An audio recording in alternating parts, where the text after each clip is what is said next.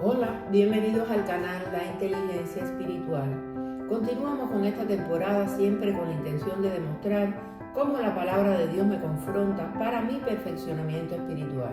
Para este estudio he realizado una revisión sistemática sintetizando las evidencias disponibles en estudios primarios, Biblias en diferentes versiones, Biblias de estudio, diccionarios que me han permitido sintetizar y realizar los estudios bíblicos con la ayuda del Espíritu Santo que hace clara la verdad de la revelación escrita.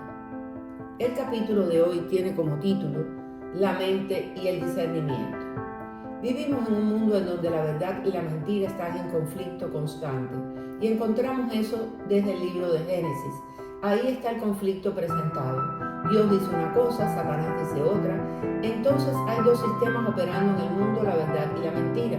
La serpiente le dijo a la mujer, con seguridad no morirán. Incluso Dios sabe que cuando ustedes coman de ese árbol, comprenderán todo mejor. Serán como dioses porque podrán diferenciar entre el bien y el mal. Génesis 3, del 4 al 5. Ciertamente no morirás, lo cual quiere decir Dios te mintió.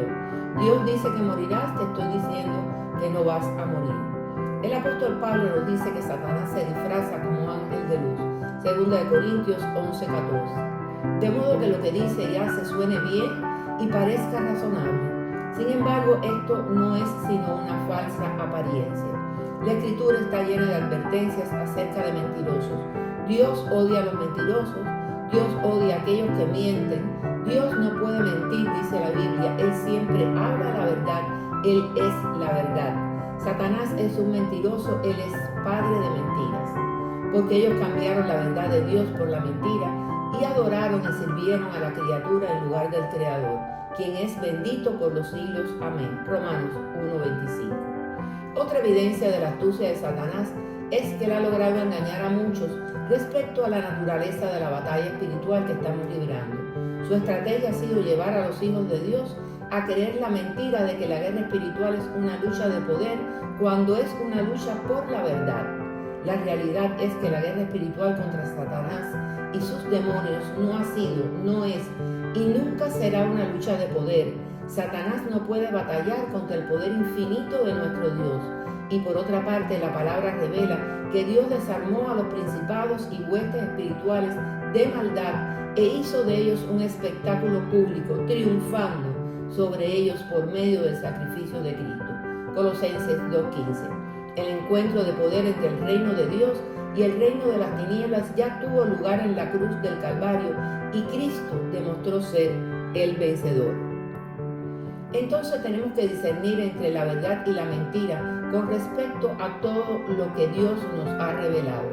Se nos advierte en las Escrituras acerca de maestros que rascan los oídos, que simplemente quieren dar el mensaje que se oiga bien para nosotros, sin importar si es verdad o no. Dice la palabra de Dios.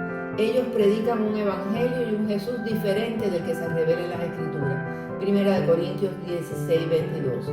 Hablan visiones que se han imaginado y que no proceden de la boca del Señor. Jeremías 23, 16. Y profetizando mentiras en el nombre de Dios, tratan de hacer a su pueblo olvidarse de Él y de su palabra. Deuteronomio 18, del 20 al 22. Rechazan la culpa y justifican el pecado, llamando a lo malo bueno y a lo bueno malo. Isaías 5:20. Ellos introducirán encubiertamente herejías destructoras. 2 de Pedro 2:1.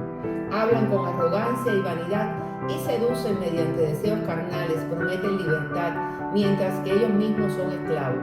2 de Pedro 2:18 al 21. Causan divisiones en la iglesia. Romanos 16:17. Como ignorantes e inestables tuercen como también tuercen el resto de las Escrituras. 2 de Pedro 3:16.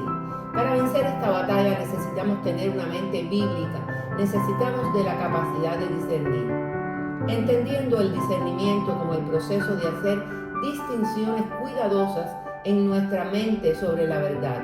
En otras palabras, la habilidad de pensar con discernimiento es sinónimo a la capacidad de pensar bíblicamente. Primera de Juan 4:1 dice: Amados, no creáis a todo espíritu, sino probad los espíritus si son de Dios, porque muchos falsos profetas han salido por el mundo. De acuerdo con el Nuevo Testamento, el discernimiento no es una opción para el creyente, es un requisito para tener una mente bíblica. Es importante que deseemos el discernimiento que Dios nos ha provisto por medio de su verdad preciosa, para que ya no seamos niños fluctuantes llevados por doquier de todo viento de doctrina, por estratagema de hombres que para engañar emplean con astucia las artimañas del error. Efesios 4:14. La Biblia describe el discernimiento de los espíritus. Es lo que permite distinguir el Espíritu de Dios del espíritu del mundo. 1 Corintios 2:12. Y nosotros no hemos recibido el espíritu del mundo, sino el espíritu que proviene de Dios, para que sepamos lo que Dios nos ha concedido.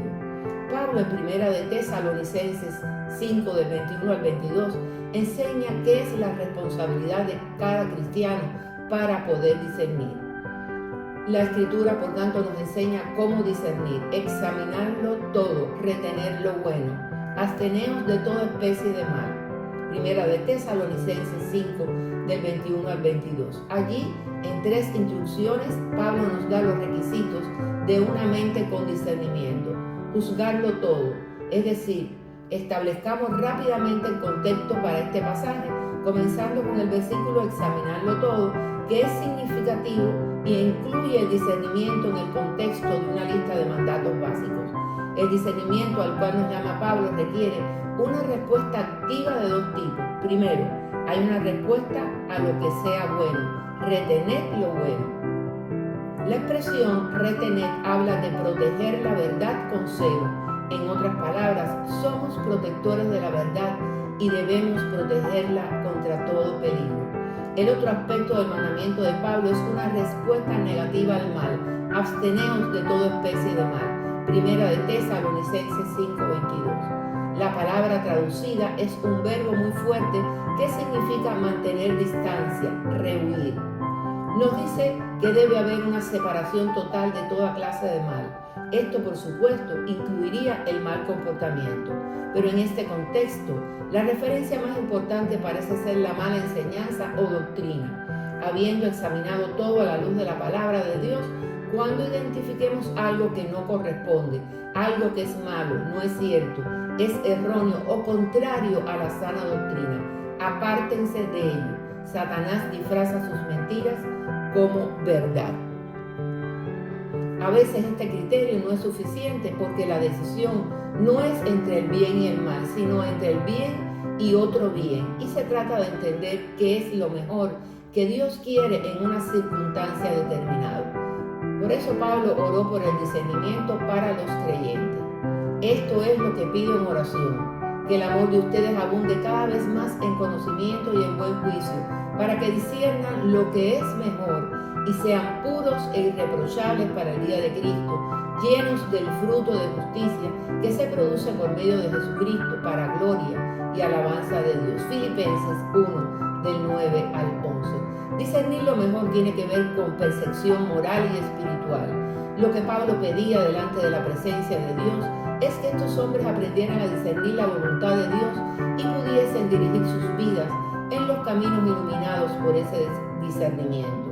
Para que así disciernan significa aprobar, es decir, examinar con el fin de decidir. Por ello requiere distinción para tomar una decisión. Ilustrativamente se habla de aprobar los tiempos y por ello tomar decisiones. El discernimiento de aquello que más vale trae como resultado la pureza y la integridad, lo cual implica que el fruto proviene de Cristo y refleja a Cristo. Juan 15, del 1 al 8. De manera que la figura perfecta del amor abundante, del conocimiento y el correcto discernimiento espiritual proviene de Jesucristo, con la finalidad de que Dios sea glorificado y alabado. Y esto es equivalente al discernimiento de lo mejor. Por eso debemos tener los sentidos ejercitados para poder permanecer firmes en la verdad. Nosotros necesitamos manejar correctamente la verdad. Ese fue el consejo que Pablo le dio a su discípulo Timoteo. Procura con diligencia presentarte a Dios aprobado como obrero que no tiene de qué avergonzarse, que maneja con precisión la palabra de verdad. Esto implica que como creyentes haremos todo lo que esté a nuestro alcance para hablar la verdad, trabajar por la verdad, ser guiados por la verdad, ser fieles a la verdad y adorar en verdad. La verdad es nuestro sustento, nuestra espada de defensa en el conflicto que estamos librando contra el reino de las tinieblas y el lugar en el cual hemos sido llamados a permanecer firmes. La verdad es Cristo. La verdad es esa luz que brilla en nuestra vida y nos revela quiénes somos realmente por naturaleza. Nos revela el camino en el cual debemos andar para así ser transformados conforme a la imagen de Cristo. Romanos 8:29. Gloria a Dios.